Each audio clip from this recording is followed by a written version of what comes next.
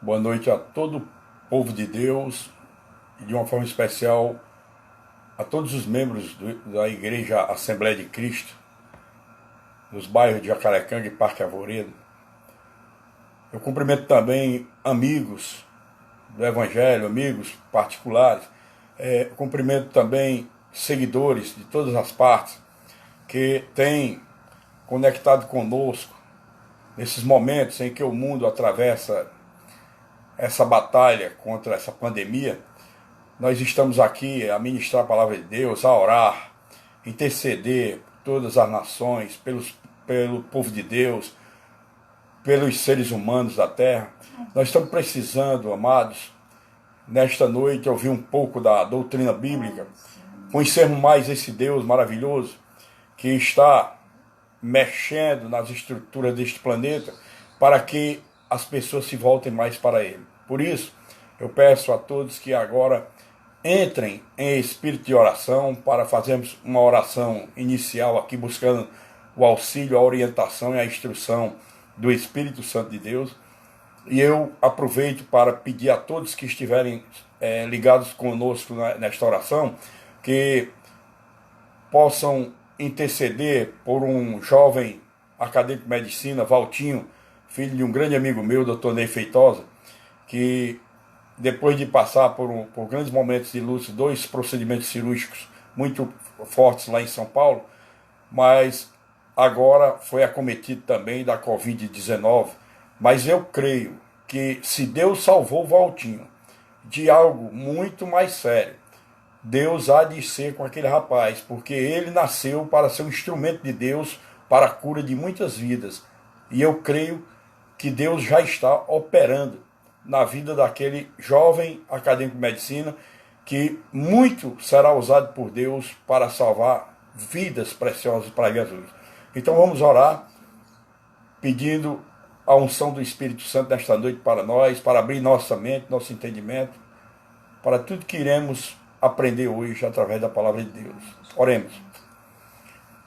Soberano Deus e sempre eterno Pai, sumo pastor e bispo de nossas almas, Deus de Abraão, de Isaac e de Israel, Deus dos profetas, dos apóstolos, Deus de nossos antepassados, Deus de cada um de nós. Senhor, aqui estamos mais uma vez, Senhor, dirigindo nosso espírito em Tua direção, meu Deus, para Te pedir, Senhor, que Tu faças vir sobre nós o Teu Espírito Santo nesta noite, para nos orientar, nos instruir, nos ensinar, para, meu Senhor e meu Deus, nos fortalecer cada vez mais na nossa fé, dar-nos um renovo de forças para continuarmos enfrentando todas essas tempestades que têm se apresentado, mas que nós sabemos que contigo à frente nós somos mais do que vitoriosos em Teu Filho Jesus Cristo. Eu Te apresento, Senhor, o Valtinho, filho do Dr. Ney Feitosa. Senhor, Tu conheces aquele rapaz, aquele jovem. Ele é um instrumento que será usado por Ti para a cura de muitas vidas, e eu intercedo nesse instante junto com a Tua igreja por aquela vida, Senhor. Vai, meu Senhor e meu Deus, basta um toque do Teu Espírito Santo na vida dele e o milagre acontece, meu Senhor, para que ele seja plenamente curado e o Teu nome seja mais e mais glorificado. Meu Senhor e meu Deus, abre a mente, o coração de cada vida que está conectada conosco para recepcionar a Tua palavra doutrinária desta noite. Nós iremos levar um tema, Senhor, que é o tema que eu reputo como um dos mais importantes na Bíblia, que é o tema da salvação, Senhor. A salvação do homem, que é chamado por Ti para uma vida eterna, Senhor. Por isso, que Tu possas derramar sobre nós toda a sabedoria do alto e dar todo o discernimento, aumenta a nossa fé através desta palavra, e tudo que fizermos aqui seja para a honra, glória e louvor do Teu santo nome. É assim que eu Te oro. E já Te agradeço no nome santo e poderoso de Teu Filho amado Jesus Cristo, que vive e reina por toda a eternidade. Amém. Amados, vamos ouvir 2 louvores para aquietar nossas almas e deixarmos ela preparada para ouvir a palavra.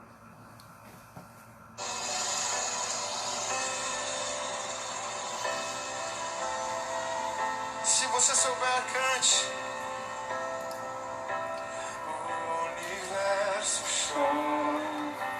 O sol se apagou, ali estava morto o Salvador. Seu corpo seu sangue derramou o preço do pecado, ele levou.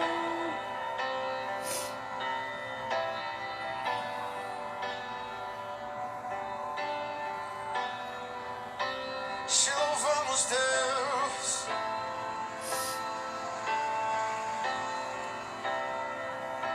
Deus Pai o abandonou, cessou seu respirar, em trevas se encontrou o Filho.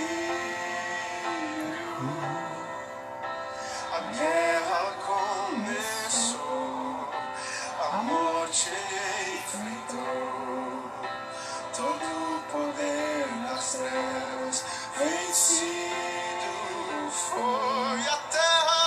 A terra estremeceu, sepulcro se abriu, nada vencerá.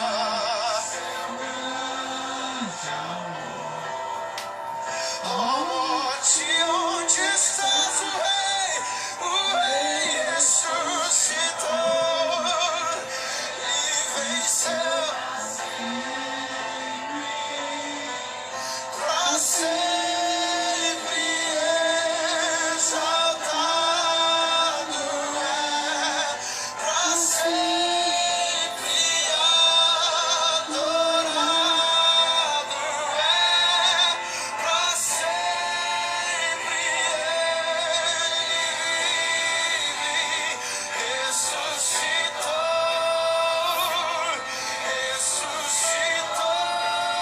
diga, pra sempre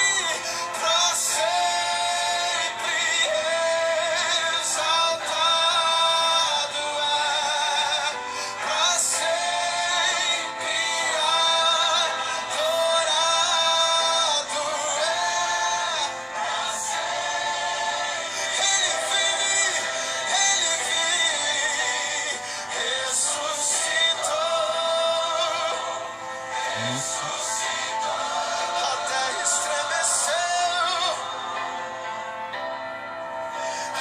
terra estremeceu, sepulcro, e nada vencerá seu grande amor. Ó morte, onde estás? Ele venceu, pra sempre, então declare, pra sempre exaltado é, pra sempre adorado é, pra sempre ele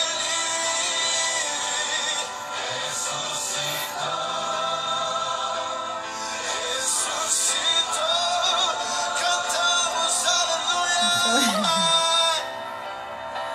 cantamos aleluia, cantamos aleluia, cantamos aleluia, o Cordeiro venceu, cantamos aleluia, cantamos aleluia, cantamos aleluia, o Cordeiro venceu, cantamos aleluia, cantamos aleluia, cantamos aleluia, declare pra sempre exaltado, pra sempre exaltado é, pra sempre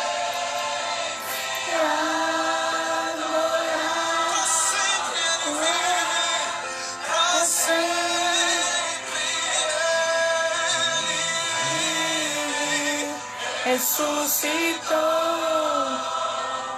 ressuscitou, declare pra sempre, pra sempre exaltado é, pra sempre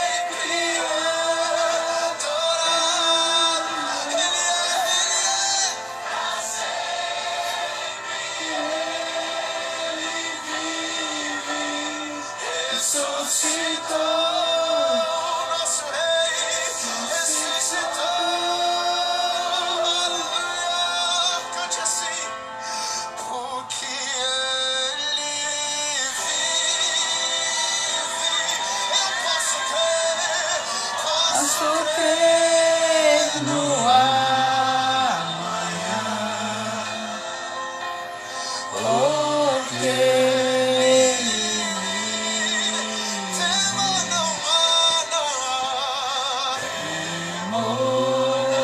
não há, mas eu bem sei, eu sei que a minha vida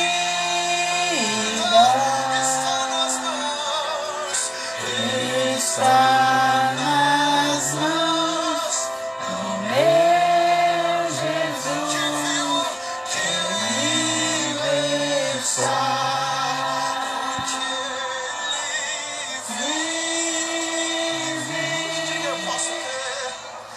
Posso crer no amanhã, porque não há mais medo, não há mais temor. Temor não há, mas eu bem sei, eu sei que a minha vida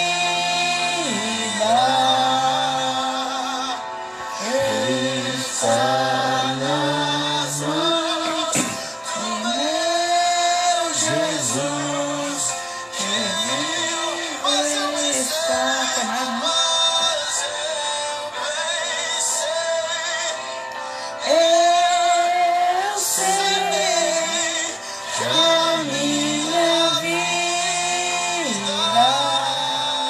declare está nas mãos do meu Jesus, que está.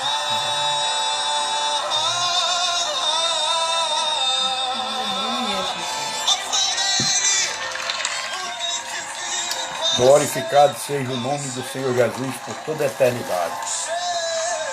O louvor, ele tem o poder de preparar a nossa alma para receber de Deus as bênçãos da palavra, para receber de Deus a peleja que Ele faz por nós na hora dos nossos momentos de batalha. E enquanto a igreja louva, o Senhor guerreia as nossas guerras. No mundo espiritual, nós temos todo o aparato de proteção daquele que nos criou, daquele que nos chamou para a salvação. E por isso, nós devemos sempre ter a alma muito aberta para louvar ao Senhor. Porque todo louvor, toda glória tem que ser para Ele. Nenhum ser humano na terra é digno de glória e louvor acima do nosso Deus. Nenhum homem nessa face da terra. Só Deus é digno de toda honra, toda glória, todo louvor, porque Ele nos criou para sermos verdadeiros adoradores seus. O ser humano não foi criado para outro motivo, para outro fim, a não ser glorificar o nome do Senhor. Amém, amados? Então, vamos abrir nossas Bíblias aí, em João, capítulo 7. João, capítulo 7. Capítulo 7 do Evangelho de João. Evangelho de João, capítulo 7. Versículos 37, 38 e 39. João, capítulo 7, versículos 37, 38 e 39. Evangelho de João. Vamos lá. No último dia, o grande dia da festa, levantou-se Jesus e exclamou: se alguém tem sede, venha a mim e beba. Quem crê em mim, como diz a Escritura, Do seu interior fluirão rios de águas vivas. Isto ele disse com respeito ao Espírito que haviam de receber os que nele crescem, pois o Espírito até aquele momento não fora dado, porque Jesus não havia sido ainda glorificado. Oremos mais uma vez. Pai eterno, Pai querido, Pai misericordioso, Senhor, faz descer sobre nós o Teu Espírito Santo neste exato momento, Senhor, para nos convencer cada vez mais do pecado, da justiça e do juízo, nos ensinar o arrependimento para a vida e apontar a pessoa bendita e excelsa de Jesus Cristo como única e suficiente porta para a nossa salvação. Meu Senhor e meu Deus, abre nossas mentes, nossos corações para recepcionarmos toda a palavra que for ministrada, que o homem que vai ministrar essa palavra desapareça completamente, para que o Teu Espírito Santo use a boca do homem, a mente e o coração para falar diretamente aos nossos corações. E assim, meu Deus, ser conosco, abençoa cada vida que está conectada conosco e através dessas vidas abençoa todos os seus familiares para a glória e louvor do Teu santo nome. É assim que eu te oro e já te agradeço no nome de Teu Filho amado Jesus Cristo, que vive e reina por toda a eternidade. Amém. Toda vida que eu medito nessa palavra prevista lá no Evangelho de João, né, que isso aí, essa verberação de Jesus, ele fez num dos momentos mais importantes do povo de Deus, porque o povo de Deus comemorava a festa do tabernáculo, e nessa festa do tabernáculo, o povo de Deus, eles obedeciam a um ritual, que era esse ritual. Os sacerdotes pegavam uma bacia de ouro e saíam em procissão com o povo, né, para ir até o tanque de Siloé, e ali no tanque de Siloé encher aquela bacia de ouro de água, trazê-la ao altar e derramá-la sobre o altar. O tanque de Siloé, que lá no Evangelho de João, no capítulo 9 do Evangelho de João 6, diz que enviado Siloé significa o enviado, né? Quer dizer, o tanque de Siloé, que era o tanque onde eles pegavam aquela água, o Siloé significava enviado. Não era em vão que tudo aquilo tinha aquele nome, porque o enviado seria verdadeiramente Jesus Cristo, por o próprio Deus encarnado homem na pessoa do Emanuel, Deus conosco. E Deus, maravilhosamente, quando criou o ser humano, ele criou, mas na sua onisciência, quando ele deu livre-arbítrio ao homem, ele deixou que o homem tivesse a liberdade de escolher segui-lo, obedecendo incondicionalmente, ou decidir de outra forma, contrária à vontade de Deus.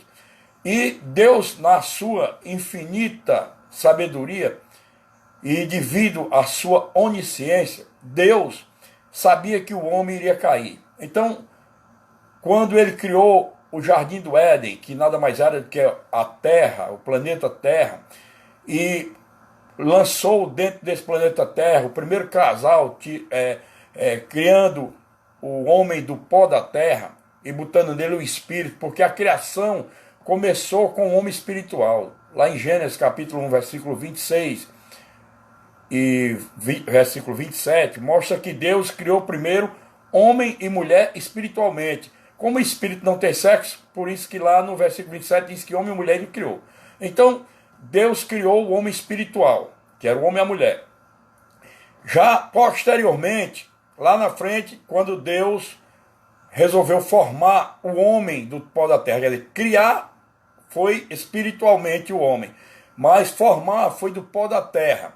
Então, o homem formado do pó da terra necessitava de vida, e essa vida teria que ser dada através de um espírito dentro daquele barro. Então Deus, então Deus soprou nas narinas do homem, ou seja, lançou o Espírito Santo dentro do barro, e o barro passou a se tornar alma vivente, quer dizer, o homem ganhou vida. Então, posteriormente, Deus tira a costela do homem formado e forma também uma mulher, que era para ser uma auxiliadora dele, uma adjutora. Formou o primeiro casal, mas esse primeiro casal morando, habitando no Éden, no jardim, com todas as maravilhas, com o direito à imortalidade, inclusive, mas eles resolveram,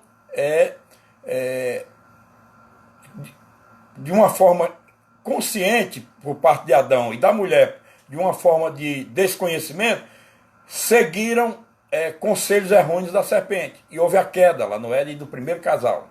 Então, com a queda do primeiro casal, a terra ficou debaixo de maldição, porque o próprio Deus falou isso, que ali, a partir dali, a maldita era a terra, né? Por conta daquela queda, daquela desobediência. Mas Deus projetara a salvação do homem, porque ele criou o homem como sendo uma criação mais especial do que qualquer outra. Porque Deus criou o homem à imagem e semelhança dele próprio, quer dizer, corpo, a imagem e semelhança dele próprio, porque criou a imagem espiritual de Deus, né?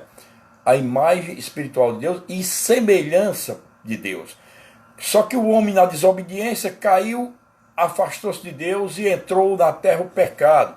E com o pecado veio a morte, as doenças, vírus, bactérias, etc. Então, Deus, na sua onisciência, ele já havia projetado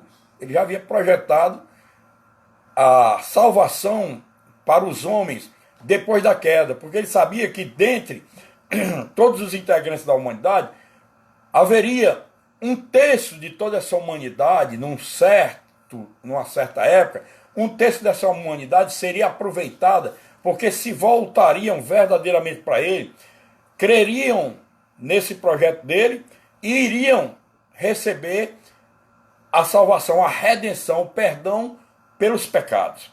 Porque a partir da queda do primeiro casal, todos pecaram, todos foram destituídos da glória de Deus. Ninguém nascia mais sem pecado. Já nascemos com o sinal do pecado, que era porque éramos frutos da semente adâmica. Então Deus, nesse projeto da salvação, quando nós vemos lá no livro de Gênesis, capítulo 1, versículo 21, Deus, o homem quis se esconder de Deus depois da queda, e quando Adão viu que não poderia se esconder de Deus, Deus chamando, Adão, onde estás? Onde estás? Ele escondido com vergonha, porque havia pecado, né? E Deus força Adão a aparecer, e ele estava com as folhas cobrindo a sua nudez. E Deus viu que o homem estava agora destituído da glória dele, porque caíra. Mas Deus tinha, na sua onisciência, a certeza de que muitos homens se arrependeriam dos pecados praticados, e Deus então projeta essa salvação e começou a anunciá-la lá mesmo, naquele momento em que ele viu aquele primeiro casal decaído. Deus então pega as peles de animal, de cordeiro, e cobre o homem e cobre a mulher, para que eles não se envergonhassem da nudez. Quando eles pegam a pele daquele cordeiro para cobrir o homem, Deus já anunciava ali, lá dentro do Éden, a salvação. Começa o anúncio da salvação. Se formos mais à frente, lá, depois de muito tempo, Deus se apresenta agora numa cidade pagã, em Ur dos Caldeus, para um homem chamado Abrão. E esse Abrão, Deus conhecia seu coração e sabia que ele seria usado por Deus, para ter uma descendência que Deus usaria para mostrar como seria o povo dele, a igreja dele. Porque Abraão seria o pai dos judeus, pai da Israel material, aquele Abraão lá de Ur dos Caldeus, mas o que Deus queria era mostrar que essa Israel, ela apenas era o espelho da verdadeira Israel que viria. Para todos aqueles que aceitassem a salvação, se tornariam judeus pela fé nesse Deus maravilhoso. Então, pela fé, todos se tornam judeus e integrantes da verdadeira Israel, que é a igreja de Cristo na terra. Essa que é a realidade. A verdadeira Israel que vai morar com Deus é a igreja que creu, né, na morte vicária de Cristo, que o recebeu como Senhor e Salvador, e em obediência à sua palavra, recebeu a purificação para ter vida eterna ao lado de Jesus. Então, lá no livro de Gênesis ainda, em Gênesis, no capítulo 22, depois de Deus tirar Abraão da terra dele, levá-lo, né, na peregrinação para ir em rumo da terra prometida, Deus, lá no capítulo 22, depois de ter prometido um descendente para Abraão e para Sara, né, Deus prometeu esse descendente a Abraão quando Abraão já contava com 75 anos de idade e Sara já contava com 65 anos de idade. Abraão tinha 75 anos e Sara 65 anos de idade quando Deus prometeu dar um filho a Abraão, que era o descendente de Abraão, que através dele viria toda uma descendência, que era a descendência dos hebreus. Então, Deus fez essa promessa e cumpriu essa promessa, mas veio cumprir essa promessa para Abraão 25 anos depois. Abraão já estava com 100 anos e Sara estava com 90 anos. Então, nasce Isaac. Antes de Isaac nascer, Sara, por ser uma mulher de fé vacilante, ela não acreditava que poderia mais dar filhos a Abraão, porque ela sabia que era estéril. Ela tinha certeza de que era estéril e que Abraão já estava com a idade avançada e era quase que impossível aos olhos humanos de Sara que Abraão pudesse engravidá-la. Por isso que Sara instigou Abraão a pecar diante de Deus e deitar-se com uma criada chamada Agar, onde nasceu um filho de Abraão com a escrava, que era chamado de Ismael. Né? Agar deu à luz a Ismael e foi criado por Sara como sendo filho, mas Agar como mãe, no curso do crescimento de Ismael, foi começando a criar dificuldades para Sara, e nesse interregno Deus estava providenciando a promessa para Abraão. Isso porque Deus já queria nos mostrar desde aquela época que quando ele faz uma promessa a qualquer um de nós, essa promessa se cumpre, amados. Não no nosso tempo, porque o homem é muito imediatista. Nós vivemos uma geração hoje, uma geração fast food. Nós vivemos uma geração que era para ontem, não é nem para hoje, é para ontem que nós queremos. E Deus não trabalha desse jeito, nem age dessa maneira. Para Deus tudo tem seu tempo. Foi por isso que ele usou o sábio Salomão para botar lá no livro de Eclesiastes, capítulo 3, que tudo tem seu tempo debaixo dos céus. E tudo tem seu tempo. Tempo para nascer, tempo para morrer, tempo para chorar, tempo para sorrir, né? Tempo para amar, tempo para odiar. Quer dizer, para tudo tem seu tempo. Tempo para plantar, tempo para colher. Esse Deus maravilhoso, ele, depois que Abraão alcança 100 anos e Sara 90, ele engravida Sara, que era para não deixar dúvida de que fora um milagre operado para Deus cumprir a promessa de que daria um filho a Abraão, o filho da promessa, que era o Isaac. Então, Abraão tem então o Isaac. E o Isaac, o filho da promessa, quando nasce, por força de exigências da Sara, Abraão manda que Agar vá embora com o filho Ismael. Essa partida de Agar com seu filho Ismael fez com que também, através de Israel, houvesse uma outra descendência também vinda de Abraão, que era a descendência dos árabes. E de Isaac veio a descendência dos hebreus. Então, Isaac foi crescendo. E Abraão viu que o Deus de Israel cumprir. Ele nunca duvidou, ele creu que Deus daria um descendente a ele. E quando Isaac contava com 14 anos de idade, mais uma vez Deus anuncia a salvação para a humanidade através de Abraão. Deus simplesmente pede Isaac a Abraão. Abraão, leva Isaac até o monte Horebe e ali me sacrifica teu filho no altar. Abraão, ele não titubeou, não vacilou, cumpriu o que Deus mandou. E levou o seu filho até o monte, lá fez o altar, preparou a lenha, preparou todo o altar do sacrifício, e quando chegava o momento em que ele teria que sacrificar o filho Isaque, eis que o anjo do Senhor, que numa corrente doutrinária nos assegura que era o próprio Cristo em teofania, né?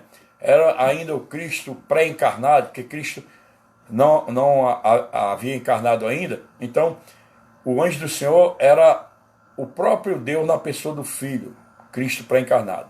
Então, o anjo do Senhor aparece a Abraão e diz que não precisava mais ele sacrificar Isaque, porque Abraão já mostrara para Deus, provara que era fiel a Deus e obediente. E também o anjo do Senhor disse: não sacrifica teu filho, porque tu já provaste, né, que teme ao Senhor e que tu ias nos dar o teu único filho. Eu fico maravilhado lá no capítulo 22, versículo 12 de Gênesis, quando Deus diz para Abraão: não precisa mais você sacrificar, porque você já aprovou o seu temor a Deus, a mim, e ia dar seu único filho, teu único filho. Por que Deus falou teu único filho para Abraão? Abraão não teria tido um outro filho chamado Ismael? Sim, teria. Mas para Deus, o que prevaleceria era o filho da promessa.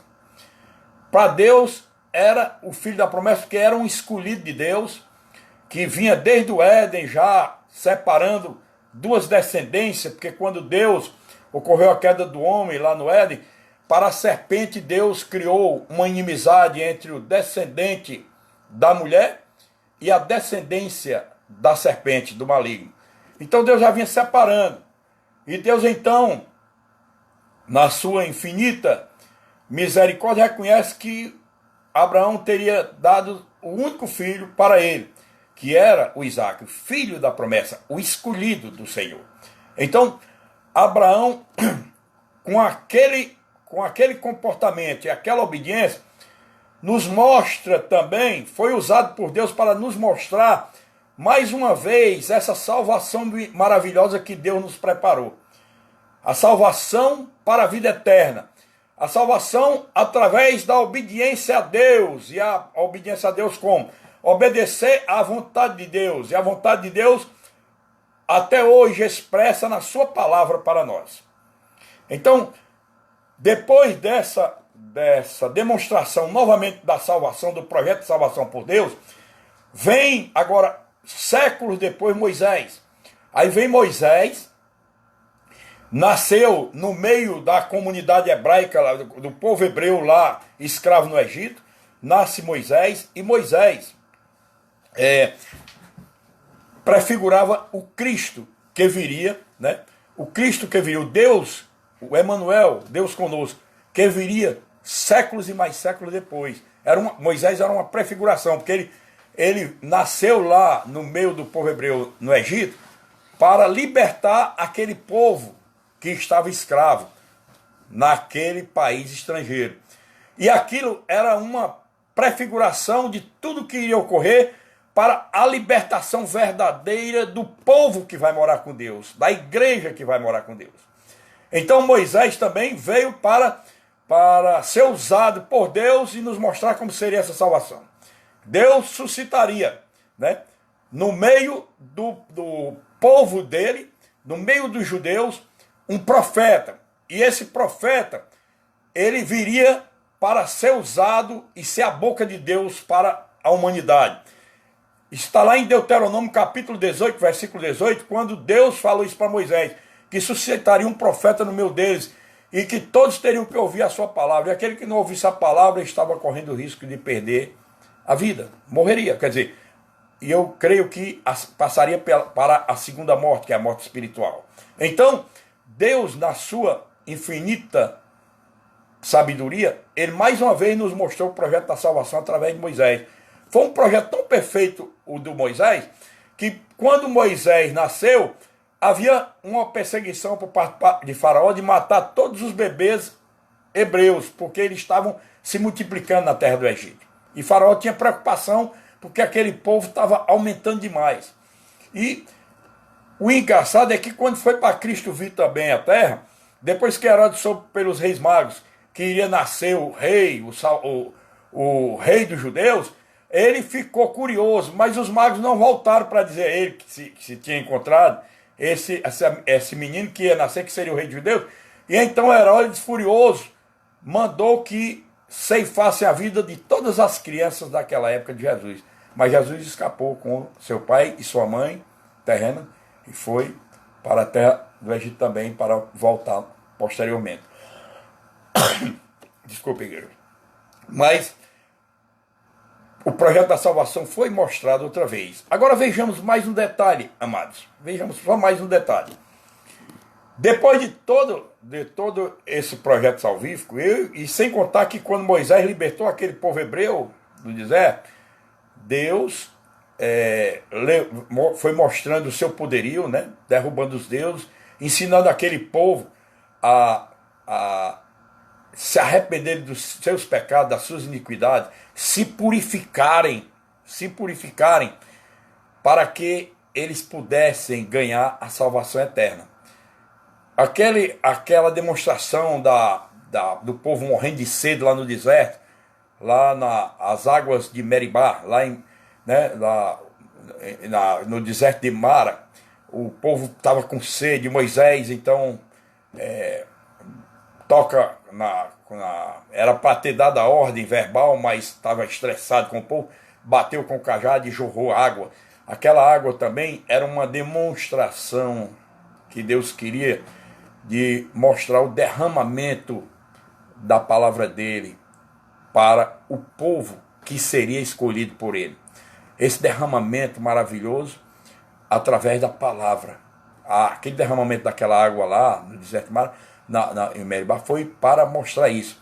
Por quê? Porque Deus, desde o princípio, vem mostrando que a operação dele na terceira pessoa da Trindade, que é o Espírito Santo, a operação de Deus o Espírito Santo sempre se apresenta através do símbolo do fogo, símbolo da água, símbolo do ar. Não interessa, mas com relação à poderosa palavra, a mensagem divina para a salvação eterna, vinha através das águas purificadoras.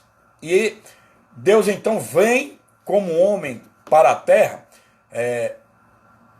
Antes disso, Deus usando outros profetas além de Moisés, de que estaria chegando o Messias, o enviado, né? O enviado, que esse enviado não seria mais aquele tanque que os sacerdotes judaicos pegavam água na bacia de ouro e levavam para o altar, mas vinha agora o enviado que faria jorrar água no interior de cada ser humano através da verdade de Deus, que é a palavra. Então, Deus, na sua infinita plenitude de sabedoria, usou o profeta Isaías, que nós chamamos até de profeta messiânico. Ele é denominado de profeta messiânico porque ele foi o escolhido para narrar a vinda, né, a vida e a morte de Jesus Cristo, narrada lá no Antigo Testamento, no livro do profeta Isaías. Por isso nós chamamos de Evangelho do Antigo Testamento. Então, Isaías, também num momento muito feliz, ele lá no capítulo 44 de seu livro, do livro de Isaías, usado por Deus, diz, eis que derramarei água, né? Eis que derramarei água sobre o sedento e torrente sobre a terra seca. Derramarei do meu espírito na tua posteridade e bênçãos na tua descendência. Quer dizer, vinha aí mais uma vez Deus mandando a mensagem de que haveria um derramamento da palavra dele. Quando ele diz derramarei água sobre o sedento, é porque o homem distanciado de Deus estava como uma terra seca, uma terra que não produzia nada. E esse homem, como terra seca, precisava de água. Água e água para poder frutificar. E por isso houve essa profecia lá em Isaías capítulo 44, versículo 2. Posteriormente, Deus usa novamente outro profeta no Antigo Testamento, que era o profeta Ezequiel. Aí o profeta Ezequiel, lá no capítulo 36, versículo 25 de passagem, Ezequiel 36, 25, Deus usa o profeta Ezequiel para dizer que aspergirei água, né? Aspergirei água purificada, né? Sobre nós homens. Ele aspergeria água, né? Para nos purificar de toda iniquidade. E posteriormente, Deus também diz que dar-vos-ei um coração novo e porei dentro de vós um espírito novo. Lá no versículo seguinte, Ezequiel 36, 26. Dar-vos-ei um coração novo e porei dentro de vós um espírito novo. Tirarei teu coração de pedra e porei um coração de carne. Deus está dizendo, o teu coração, e diga-se de passagem, amados, Deus não estava falando ali de bomba cardíaca. A Bíblia, ela é interpretada em 4 modalidades, né? São 4 maneiras de expressar-se a Bíblia. No sentido literal, com símbolos, com alegorias e com figuras de linguagem. Quando Deus disse que daria um coração novo, é porque Deus estava falando de coração aí no sentido da alma. Porque Deus nos criou como uma tricotomia, corpo, alma e espírito. Quem tiver dúvida sobre isso, o Espírito Santo usou o apóstolo Paulo, lá em 1 Tessalonicenses, capítulo 5, versículo 23, ele usou o apóstolo Paulo para mostrar-nos essa tricotomia. E quem questiona essa tricotomia está questionando com heresias, porque heresia não pode ser considerado como igreja do Senhor, porque a igreja do Senhor tem que ser a palavra da verdade, a palavra verdadeira. Então, Paulo nos mostra que nós somos uma tricotomia, corpo, alma e espírito. E ele, quando disse que daria um coração novo, ele disse, eu vou tirar essa alma petrificada, a tua alma está danificada, filho meu, filha minha, mas eu vou trocar a tua alma, dar uma alma nova, e vou botar dentro de ti um espírito novo, né? Quer dizer, o espírito novo era um espírito agora renascido, regenerado, porque o nosso espírito estava morto dentro de nós com o pecado. Quando nós nascemos, já nascemos no pecado e continuamos no pecado, porque enquanto estivermos distanciados de Deus e não corremos para os pés de Cristo, para nos arrependermos desses nossos pecados, das iniquidades, e celebrarmos uma aliança com Deus em Cristo, nós estaremos distanciados de Deus e, consequentemente, correndo o risco de perder a salvação e, consequentemente, a vida eterna.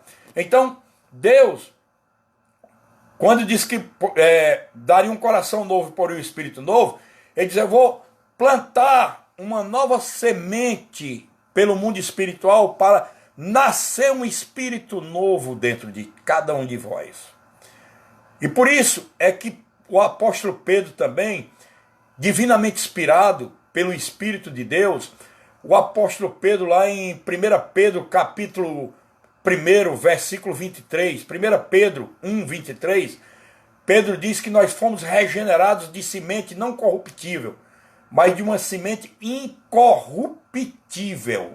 Uma semente incorruptível, e diz, mediante a palavra de Deus, a qual vive e é permanente. Por que ele diz que a qual vive e é permanente? Porque esta palavra é quem nos dá vida espiritual. Sem ela, sem obediência a ela, nós não temos vida espiritual. Nós somos zumbis na terra. Porque se nós vivemos distanciados de Deus e da palavra dele, o nosso espírito já está morto dentro de nós. É por isso que o apóstolo Paulo, inspirado também pelo Espírito Santo, na sua carta destinada à igreja de Éfeso, né? A carta aos Efésios, Paulo diz que nós vivíamos mortos em delitos e pecados. Por que vivíamos mortos? Porque estávamos distantes de Deus. E a palavra veio para nos dar vida, porque a palavra é água purificadora. Paulo diz isso também na carta aos Efésios, capítulo 5, versículo 26, ele diz que as águas purificadoras é a palavra de Deus na nossa vida. Se a palavra de Deus é as águas purificadoras, quando a água é jorrada sobre nós, nós ficamos com a terra fértil. E então, com essa terra fértil, que é a palavra de Deus, Deus plantou uma sementinha incorruptível dentro de nós.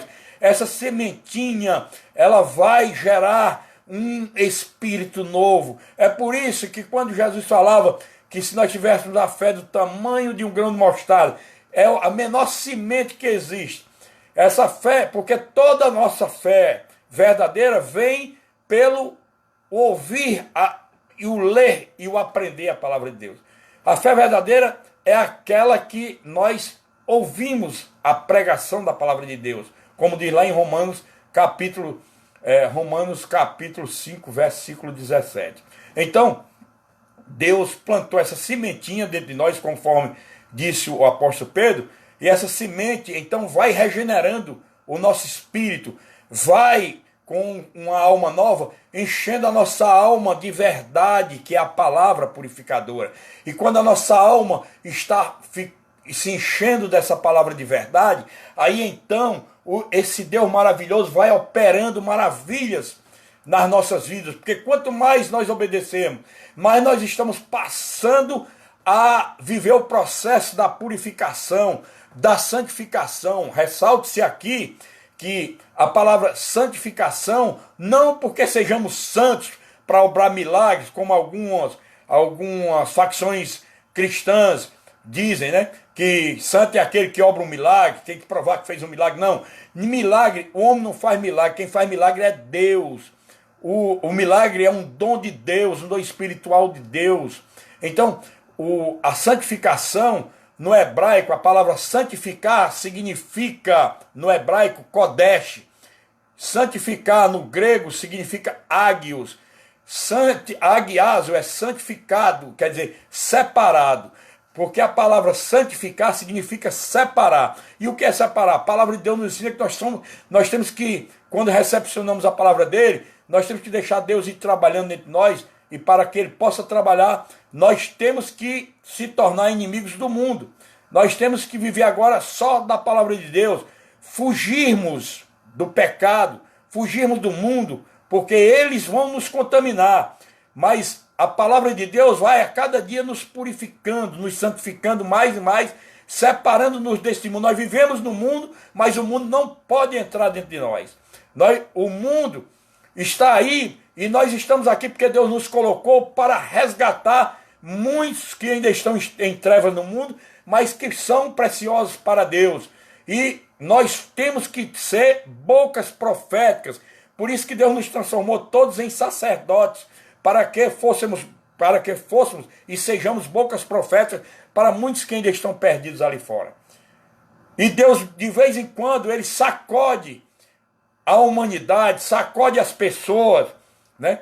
Ou de uma forma coletiva, ou de forma individual, ele sacode muitas pessoas para Deus acordar essas pessoas que têm que se voltarem para ele. A humanidade agora está se voltando para Deus. Estão todos intercedendo por conta dessa pandemia. Mas o Deus de Israel, ele vai dar resposta pelas súplicas, mas a resposta que ele vai dar é por conta dos justos que têm intercedido também para que essa pandemia pare. Ele vai entrar com a providência e vai conter esse vírus. Ele pode usar um homem, uma mente humana para criar uma vacina, ou ele pode simplesmente banir esse vírus do meio da natureza, do meio da terra. Ele pode banir, porque ele é Deus e ele pode todas as coisas. Ele é o Deus que usa fenômenos sempre naturais para abalar as estruturas do homem, que quer ser muito sábio, mas essa sabedoria do homem para Deus é tida por loucura, porque a verdadeira sabedoria só o Senhor tem. Então, nós precisamos crer nessa verdade. Precisamos entender, amados, que essa verdade maravilhosa das águas purificadoras é a recepção nossa da palavra de Deus. Vocês entenderam agora porque é que naquele dia que os sacerdotes foram ao tanque lá, o tanque era chamado de Siloé, significava enviado. Aí na hora que os sacerdotes chegam lá, vai no rumo do tanque, Jesus se apresenta no último dia da festa, que a festa eram 7 dias. No 7º dia, que era o auge da festa, Jesus se apresenta no meio daquele povo e diz: quem tem sede, né, vem a mim e beba, e do seu interior fluirão rios de águas vivas. As águas vivas é a palavra purificadora, a palavra que vai nos curar, nos libertar, nos restaurar de todas as mazelas espirituais e materiais. Todas as doenças da nossa alma que se transformam em doenças psicossomáticas e se manifestam no nosso corpo físico, porque o nosso corpo físico ele é inerte, o nosso corpo físico ele não vale para nada. O próprio Jesus Cristo já disse isso. Lá em João, no Evangelho de João, capítulo 6, versículo 63, ele disse isso. A igreja Assembleia de Cristo sabe muito mais do que eu, que lá em João 6,63, Jesus diz que o Espírito que está dentro de nós é que nos dá vida. A carne para nada aproveita. Essa nossa carne, esse nosso corpo físico, para nada aproveita. Ele diz, as palavras que vos tenho dito são Espírito e são vida. Então, amados de Deus, eu falo para toda a Assembleia de Cristo, para todos os amigos que estão também acompanhando nesse instante esta mensagem, e todos os demais seguidores, eu falo com toda sinceridade, quando Jesus disse que a nossa carne para nada aproveita, ele quis dizer, se eu tirar o espírito que eu coloquei dentro deste corpo de carne, com 24 horas esse corpo tem que ser sepultado, senão ele vai começar a exalar um odor putrefato terrível, porque a carne para nada aproveita. Ele diz, as palavras, ele completa o versículo dizendo, as palavras que vos tenho dito são espírito e são vida. Então, essas palavras, ela é espírito e vida para nós, porque ela tem o poder de nos renovar, de nos restaurar, de nos libertar de toda a culpa, de todo o pecado. E o sangue que foi derramado por Jesus para que pudéssemos crer nessa verdade dele, nos purifica de todo esse pecado, nos tira toda a podridão do pecado, e a palavra que é a água purificadora nos lava desse pecado.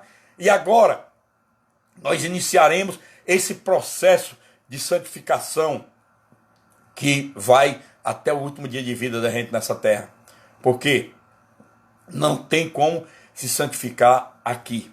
A nossa santificação será comprovada e confirmada se quando o Espírito sair do nosso corpo e o Espírito voltar até Deus, nós chegarmos a ver Cristo face a face.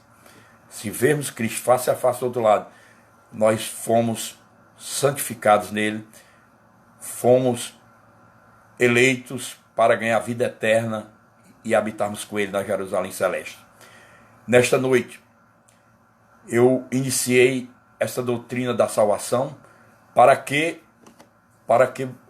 a igreja acompanhe. Na próxima quarta-feira, continuarei essa doutrina, porque eu vou dando todo o sequencial de como vai ocorrer essa salvação, todas as etapas dessa salvação. Então, quarta-feira, nós continuaremos seguindo, continuaremos mostrando, após o homem se conscientizar de que realmente precisa dessa palavra, de que realmente precisa celebrar uma aliança com Deus em Cristo Jesus, aí nós vamos ver agora a sequência que ele deve obedecer, né? O caminho que ele deve seguir e o início do processo santificatório na vida de cada um. Então, meus amados de Deus, eu quero que vocês cravem essa palavra no coração, creiam que quando Jesus disse que o nosso interior fluiriam rios de águas vivas, é porque a palavra pode transbordar mais e mais dentro de nós, porque quanto mais nós mergulhamos nesta palavra, mais o Espírito Santo vai abrindo o nosso entendimento espiritual, e isso vai se transformando em verdadeiras jorradas de água dentro do nosso interior, de dentro para fora. Eu vejo assim, lá na Foz do Iguaçu, nós temos 18 quedas d'água grandiosas, né? Aquelas 18 quedas d'água lá de Foz do Iguaçu, se a gente subirmos o curso daquelas quedas d'água, o curso do rio, nós vamos chegar num canto que a água está bem mansa, bem lenta, mas aquela água mansa e lenta, ela começa a sua o seu trajeto até chegar naquela enxurrada de água. Assim é o ser humano quando faz a aliança com Deus em Cristo e começa a receber essa palavra, a implantar essa palavra no coração, a deixar essa palavra aí nos transformando dia após dia. E então nós veremos que o nosso entendimento espiritual é algo maravilhoso criado por Deus para o ser humano. Que Deus seja nesta noite glorificado e louvado por nós, pelas nossas vidas, e que Deus possa continuar restaurando nossos corações, restaurando nossas almas e nos orientando e nos livrando de toda tentação do mal, para que nós não possamos estagnar o processo santificatório, não possamos frear. Nós temos que seguir no rumo dessa salvação eterna. Que Deus aplique essa mensagem no mais recôndito de vossas almas, para a honra, glória e louvor do nome de Jesus. Antes de fazer a oração final, eu ofereço à amada igreja, a todos que estão conectados conosco, mais um louvor para fazermos a oração final e eu proferir a bênção apostólica.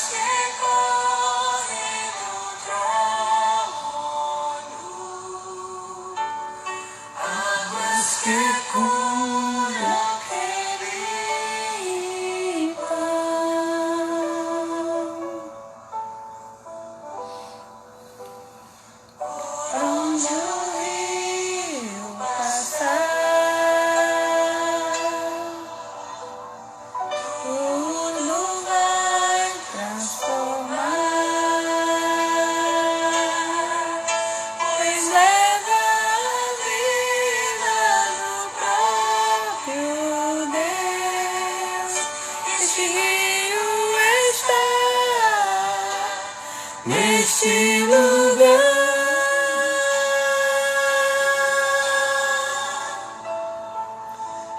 quero beber do teu rio, Senhor, sacia minha sede lá no meu interior. Eu quero fluir em tuas águas. Eu quero beber da tua fonte de águas vivas. Senhor, vai passando, Senhor, teu rio de águas vivas, Senhor, em nossa nação brasileira, Senhor, em todas as nações, Pai. Vai, Senhor, neste momento visitando aqueles que se encontram nos leitos de hospitais, em nome de Jesus.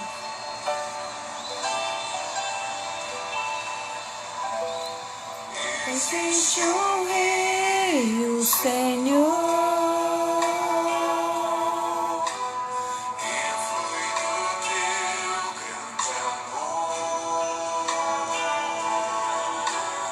águas que correm do trono, águas que curam, que limpam.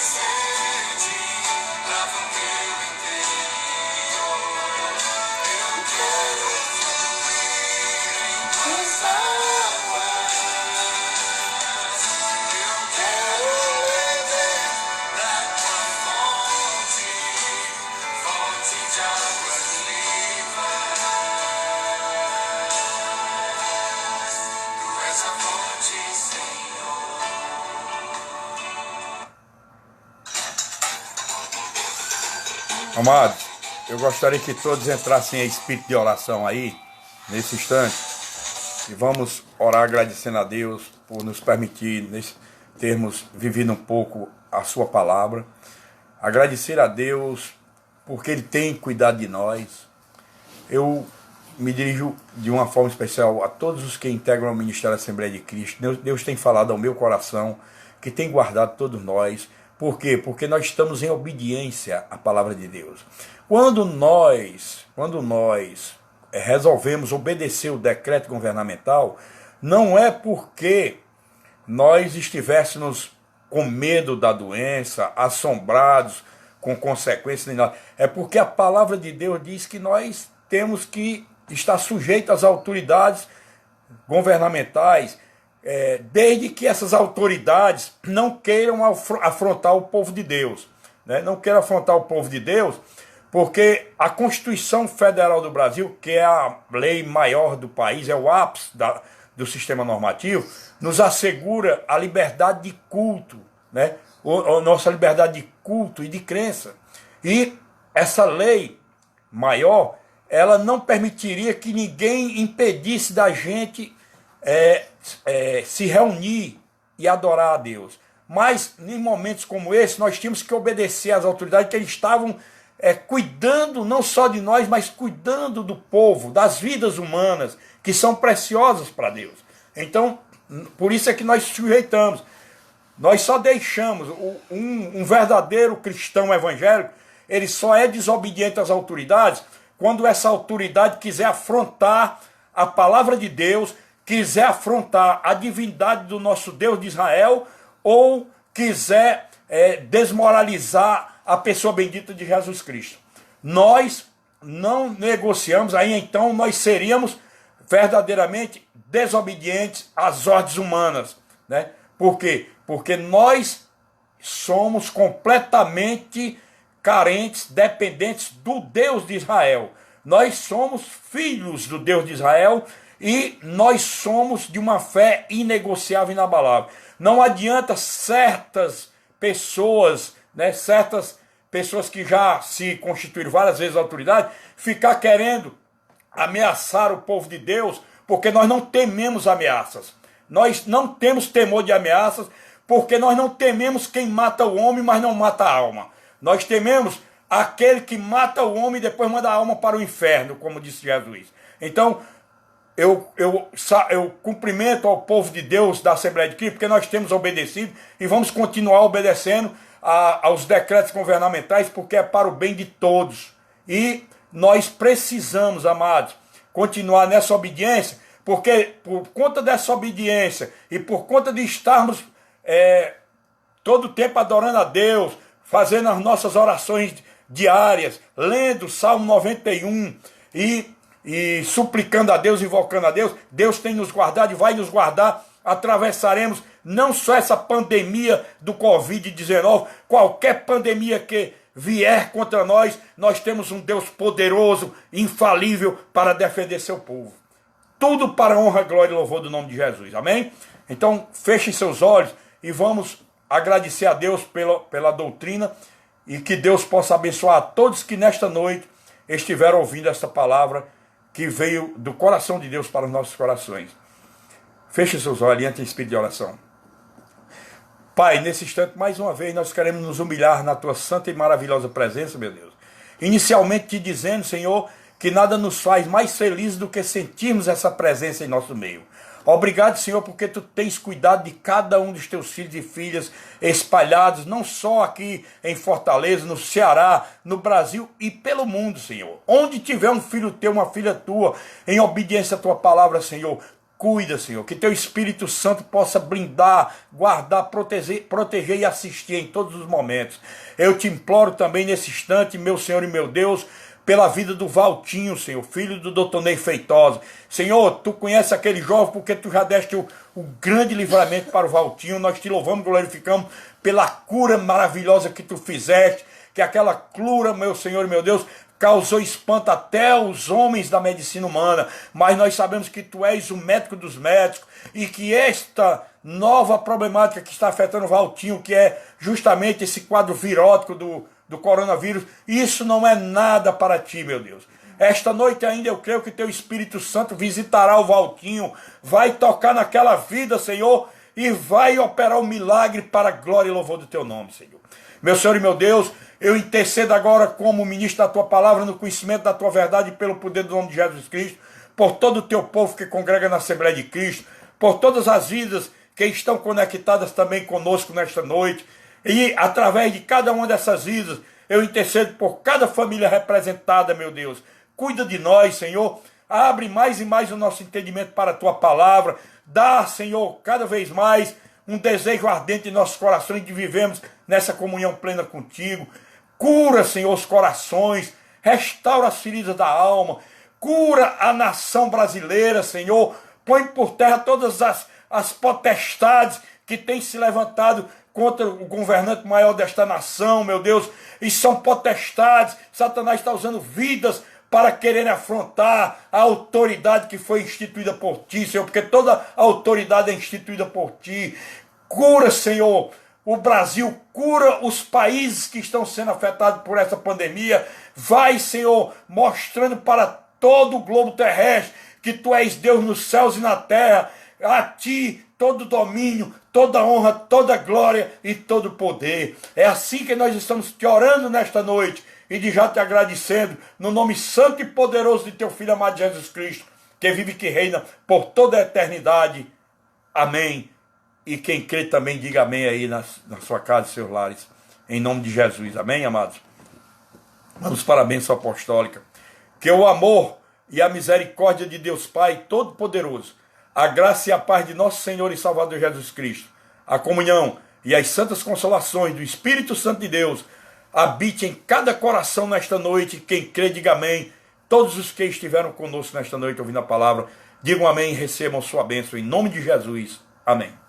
Uma boa noite a todos, felicidades e até domingo no nosso culto de Santa Ceia, que será transmitido através do Facebook, nesta comunhão plena de todos pela rede social. Domingo, culto de Santa Ceia através do Facebook.